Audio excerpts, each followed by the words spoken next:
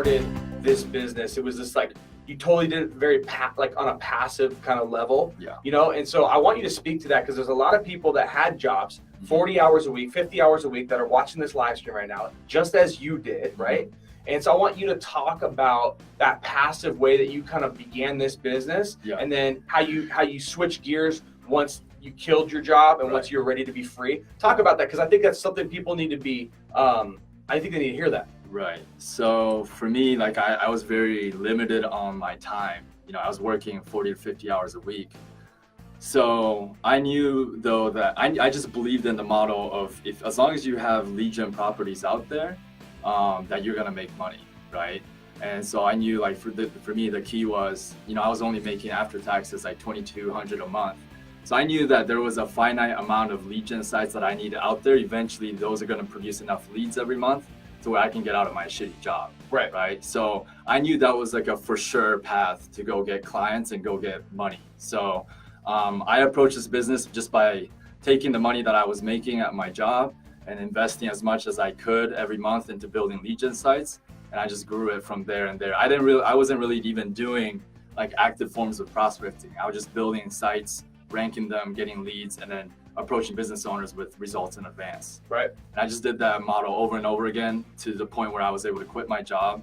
I was making like $3,000 a month. And then once I quit my job, now I have 40 hours freed up every week. Or more. Now I have the time to go out and actually do prospecting every day. Right. So one of the things that I did immediately after I quit my job, because, you know, now I had that fear. Like if I didn't make this business work, I was gonna go back to that job, right? And so that was enough motivation where I knew every day, as long as I put like one or two people of after prospecting, like in my funnel, that I was making progress. So I was spending like 2-3 hours a day doing screencasts. I even did some cold calling.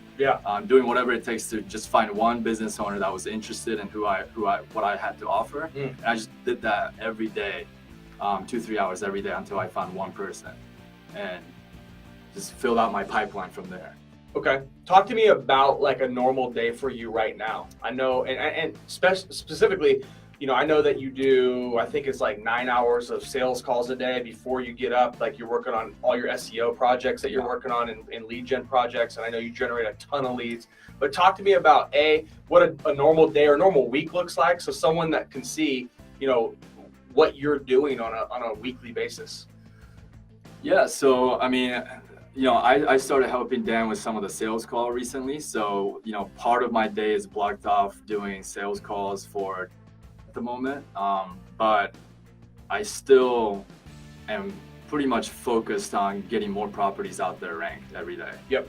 Now I have enough income where I have VAs helping me set up websites and backlinks and all of that, but I'm still keeping an eye on all my properties, where it's ranking, is it making progress? If it's not making progress, what do I need to do to those sites to get it to rank? Because every month I want more sites hitting page 1 of Google. Right. So I make sure I'm doing both, like sales calls, but at the same time making sure I have more and more properties hitting page 1. Love it.